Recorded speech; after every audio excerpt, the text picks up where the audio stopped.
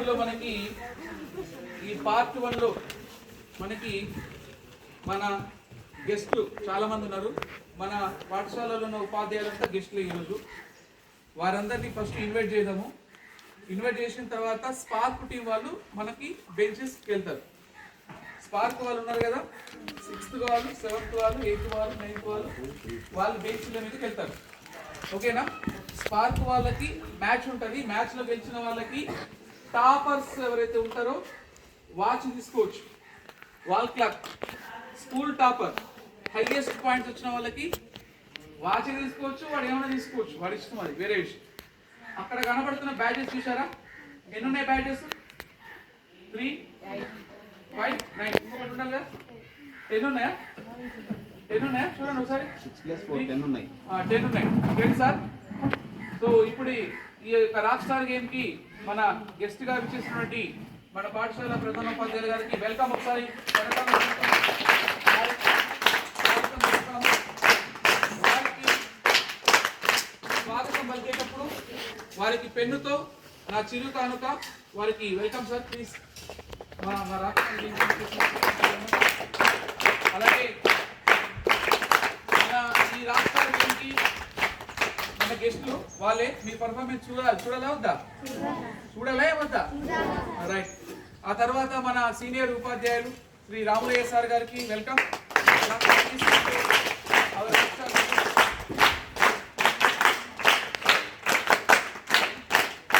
సార్కి ఒక నా కానుక, నా చిన్న కానుక సార్. ఈ పెన్ను ఎప్పటికీ భద్రంగా పెట్టుకోవాలని మనస్ఫూర్తిగా మిమ్మల్ని కోరుకుంటున్నాను.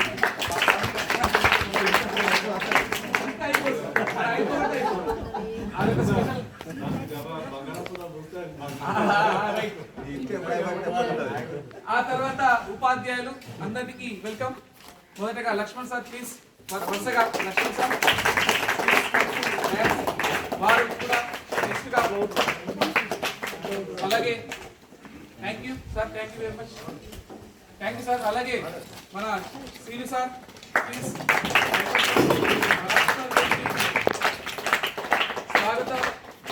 స్వాగతం మా పాఠశాల తరఫున, మన పాఠశాల తరఫున. Thank you very much sir. Next అలాగే Srinu sir please. Sir right. ఇద్దరు మ్యాథ్స్ సార్ నెక్స్ట్ పెన్ తీసుకోండి sir. Right sir, thank you.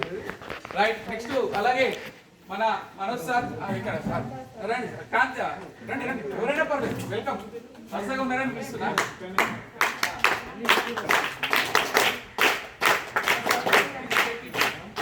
అలాగే కాంతి సార్ 2 చేయాలి అమ్మా, 10 పాయింట్లు ఇస్తాం. రైట్. అలాగే Prabhu sir please welcome.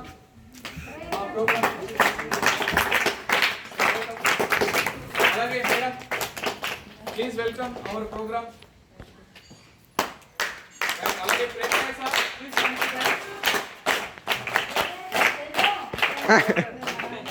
ప్రేమయ్య sir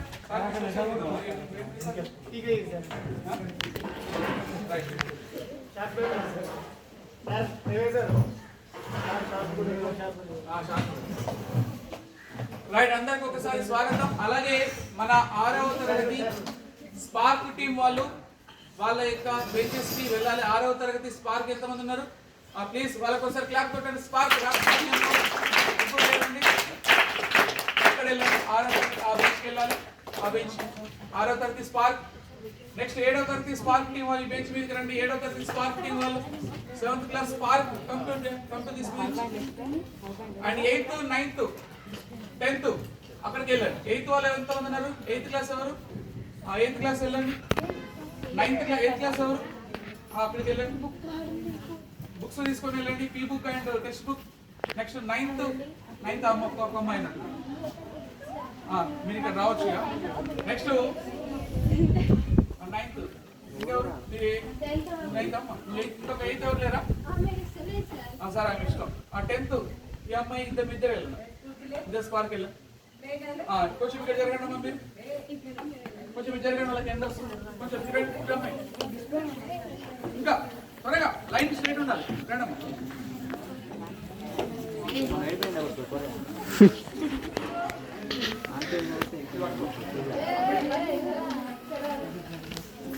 చలో రైట్.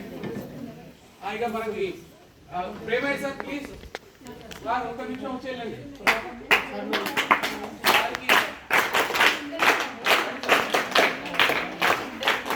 రాష్ట్రాల గేమ్స్ చేసినందుకు మీకు చిన్న కానుక సార్ మాట్లాడుకున్నాం. Thank you very much. Right, point 1 అందరూ వినండి. ఇక కాసేపట్లో మనకి గేమ్ స్టార్ట్ అవుతుంది. అందరికీ కొంచెం వింతగా అనిపిస్తుంది. చూసే వాళ్ళందరూ కూడా ఎప్పుడు ఈ గేమ్ చూడలేదు. చూసారా ఎప్పుడైనా రాష్ట్రాల game? Very good, very good, nice, thank you very much. చూసే వాళ్ళందరికీ సార్లు కూడా కొత్తగా అనిపిస్తుంది. ఏం చేస్తుండ్రా సార్ అన్నట్టు సార్లు అనుకుంటున్నారు మనసులో. విద్యార్థులకు కూడా కొత్తగా ఉంటుంది రాష్ట్రాల గేమ్. ఇంతవరకు ఎప్పుడు కూడా మన పాఠశాలలో కానీ తెలంగాణ ఏ పాఠశాలలో కూడా లేదు. నో డౌట్ తెలంగాణ మొత్తం వెతికినా కూడా ఈ రాక్ స్టార్ అంటే తెలియదు, ఈ గేమ్ అంటే తెలియదు, ఈ ప్రైజెస్ కూడా తెలియకపోవచ్చు. మన పాఠశాలలోనే కొత్తగా ఉంది. నా దిక్కు వినండి మ్యాటర్ చెప్పేటప్పుడు, అక్కడ ఇక్కడ చూడకండి, ఓకేనా? సో నూతనమైనటువంటి ఒక గేమ్. మీకు ఎవరికైనా బాగా ఎండ కొడితే అట్లా కూర్చోండి, ఏం కాదు, ఓకే? కొంచెం అక్కడ జరిగి మీరు కొంచెం బెంచ్ ఎందుకు జరుపుకోండి, కొద్దిగా లైట్ ఎందుకు జరుపుకోండి చెప్తాను నేను చెప్తాను టెక్నిక్. సైలెంట్ గా పని అవ్వాలి, సైలెంట్ కావాలి.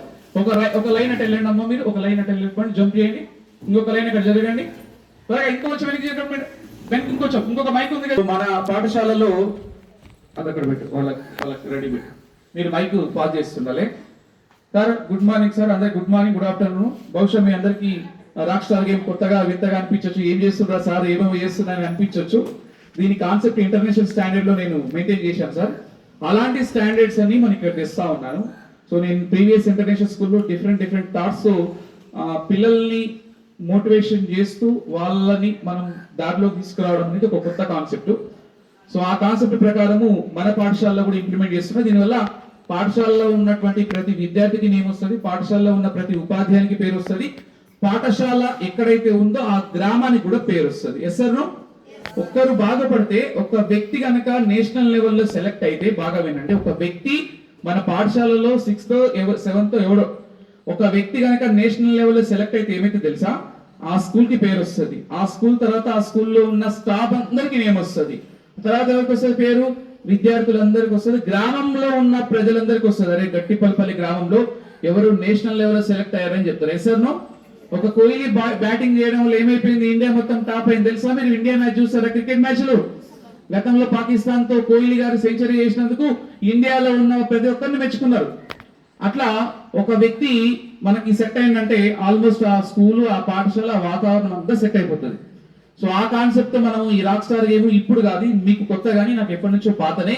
16 సంవత్సరాల సర్వీస్ లో ఎవ్రీ ఇయర్ 3 times ఈ రాక్ స్టార్ నడుస్తుంటే, సెప్టెంబర్ ఎండింగ్ నడుస్తుంది, మళ్ళీ డిసెంబర్ ఎండింగ్ నడుస్తుంది, మళ్ళీ ఏప్రిల్ ఎండింగ్ వస్తుంది. ఏప్రిల్ 15 అట్లా ఉంటుంది. ఎగ్జామ్స్ కన్నా ముందు 3 రాక్ స్టార్లు ఉంటాయి. ఫస్ట్ రాక్ స్టార్ కి 50% సిలబస్ ఉంటుంది, సెకండ్ రాక్ స్టార్ కి 75% సిలబస్ ఉంటుంది, థర్డ్ రాక్ స్టార్ కి ఇదే ఇంటర్నేషనల్ క్వశ్చన్ 100% అని చెప్పండి. ఎంత పొడుగు లైన్ చెప్తే చిన్న లైన్ చెప్పలేదా మీరు?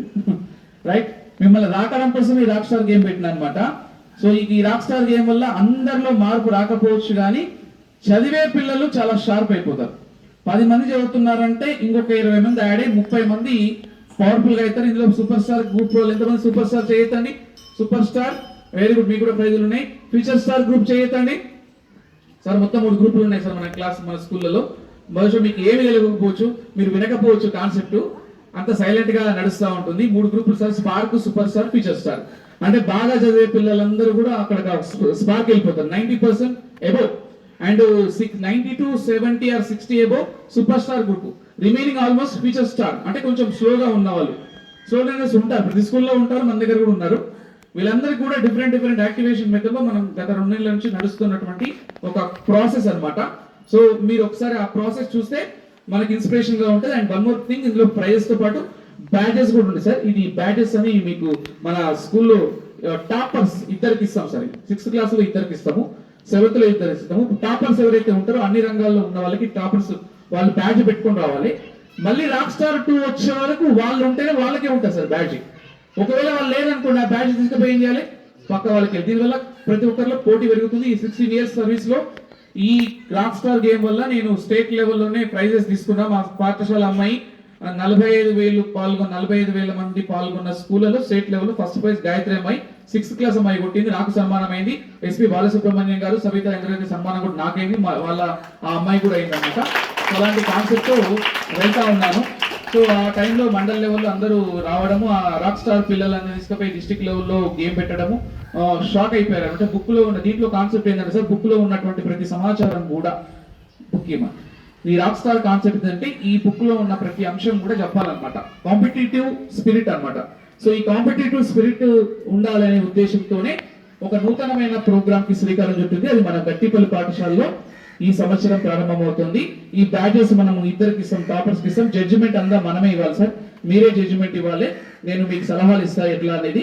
సో మీ జడ్జిమెంట్ రూపకంగా ఈ బ్యాచెస్ వాళ్ళకి ఇస్తాం. వాటితో పాటు టాపర్స్ కి కొన్ని ప్రైజెస్ కానీ కొన్ని వాళ్ళకు ఉపయోగకరమైన వస్తువులు కూడా డిఫరెంట్ గా ఉండాలి. పిల్లవాళ్ళు కొంత ఆకర్షితులు అవుతుంటారు అనమాట, మనమే అట్రాక్ట్ అవుతున్నాము కాబట్టి వాళ్ళు కూడా కొంచెం అట్రాక్షన్ గా ఉండడం కోసం మీ బ్యాచెస్ అమెజాన్ లో తెప్పించాను.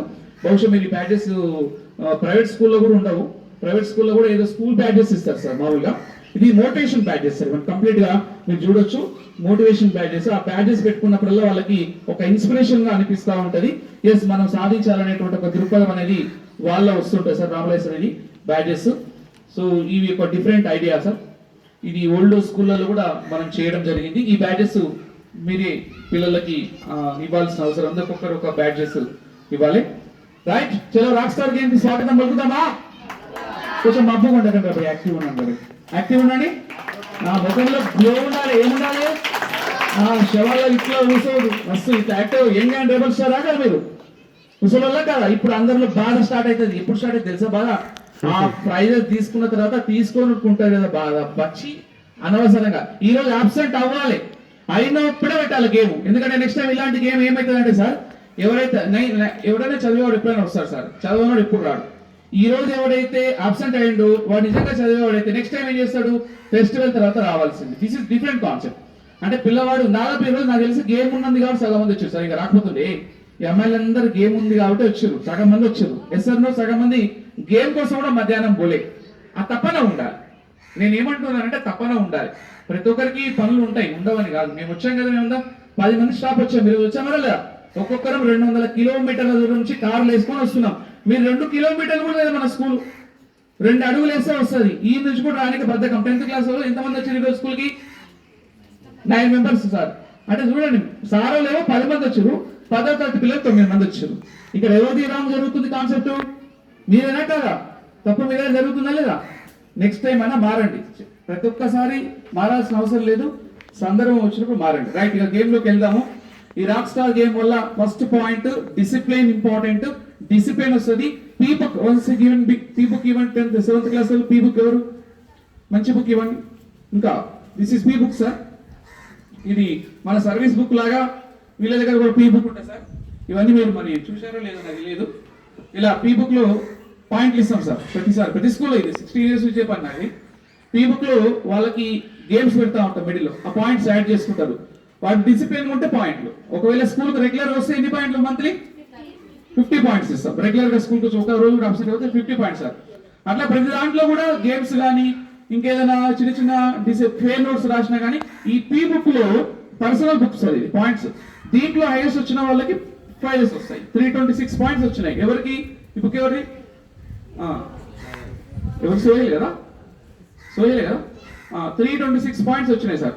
ఈ పీ బుక్ అనేది ప్రతి ఒక్కరు కూడా చూపించారు. పీ బుక్ లో సార్ అందరూ దిస్ ఇస్ పర్సనల్ బుక్.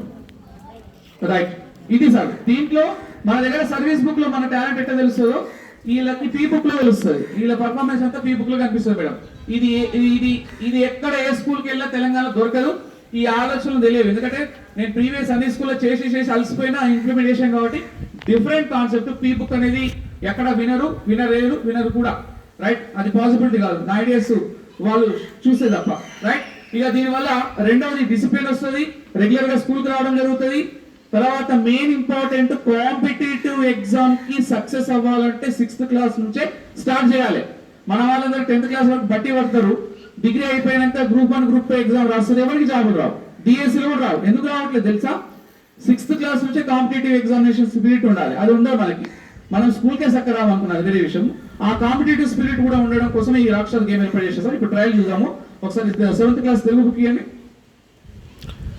మనకి 50% సిలబస్ అయిపోయింది సార్. ఈ సిలబస్ పైన వాళ్ళకి మనం క్వశ్చన్లు అడుగుతా ఉంటాం. మైక్ తీసుకోండి అమ్మా ఒకసారి, మైక్ పెట్టుకోండి, అక్కడ పెట్టుకోండి, మైక్ పెట్టుకోండి, మీ దగ్గరనే పెట్టుకోండి, ఆన్సర్ చెప్పండి సరే. వస్తుందా? ఇది నా ఇట్లా అలవాటు, నాకు ఇట్లా ఉంటుంది, నాకు కాలర్ మైక్ అలవాటు. రైట్ సార్, ఇక రాక్ స్టార్ గేమ్ ఎట్లా ఉంటుందో ఒకసారి మనం ప్రయత్నం చేద్దాం సార్. మనకి సిలబస్ జస్ట్ మోడల్ సార్, ఇది 12 లెసన్స్ ఉన్నాయి. 50% సిలబస్ అంటే 6 పాఠాలు సార్. ఈ 6 పాఠాలలో వాళ్ళు ఏదైనా చెప్పేటట్టు ఉండాలి మాక్సిమం. అలా చెప్పిన వాళ్ళు ఎక్కడికి వెళ్తారు? స్పార్కి వెళ్తారు. నార్మల్గా చెప్పిన వాళ్ళు సూపర్ స్టార్కి వస్తారు. ఏమి చెప్పిన వాడు ఏం వెళ్తాడు? పిక్చర్ స్టార్ కూడా గొప్పనే, ఆడు మళ్ళీ పిక్చర్ స్టార్ నుంచి సూపర్ స్టార్కి వెళ్ళాలి ఫ్యూచర్ లో. రైట్, చదువు అనే పాఠాన్ని రాసింది ఎవరు? మైక్ పెట్టుకోండి, మైక్ పెట్టుకోండి ఇద్దరు. ఎవరు రాశారు చదువు అనే పాఠాన్ని? కొరవి గోపరాజు. Very good. కొరవి గోపరాజు ఏ జిల్లాకు సంబంధించిన వారు? రైట్. కొరవి గోపరాజు తల్లిదండ్రుల పేర్లు? ఎస్, కొరవి గోపరాజు చదువు అనే పాఠ్యం ఏ ప్రక్రియకు సంబంధించింది? రైట్. ఈ రాక్ స్టార్ గేమ్ లో రైట్. Next questions. శృంగాలతో అర్థం? ఎస్, శ్రీకృష్ణుని వక్రము చిరునవ్వుతో శోభిస్తుంది. వక్రము అంటే అర్థం? ఎస్. తృణముతుని ఆవు పాలిస్తుంది. తృణము అంటే ఎవరికోసం చెప్పండి, మైక్ తీసుకోవాలి. పుత్రుడు అర్థం? ఎస్. నెక్స్ట్ అర్థం కూడా మైకి, వచ్చే వాళ్ళకి మైకి. ధర అర్థం? ధర పర్యాయ పదం? ధర. ఆత్మజుడు? ఆత్మజుడు. నెక్స్ట్ ఎవరికోసం చెప్పండి. ఎస్. మొదటి పాఠంలోని సూక్తి? మొదటి పాఠంలోని సూక్తి? ఎవరైతే బాగా చెప్తారో సార్ మీరు గమనించండి సార్, టాపర్స్ కి వాచ్ ఇవ్వాలి సార్, మీరే జడ్జిమెంట్ అన్నమాట. రైట్. వచ్చిన వాళ్ళు మైక్ తీసుకోవాలి, ఎప్పుడే మైక్ చేయి చూపించాలి, రాని వాళ్ళు సైలెంట్ గా ఉండాలి. నాయనమ్మ అనే పాఠం ఏ ప్రక్రియకు సంబంధించింది? ఎస్, కూర్చో. నెక్స్ట్, నాయనమ్మ అనే పాఠం ఉద్దేశం? ఉద్దేశం ఎవరైనా చెప్పచ్చు.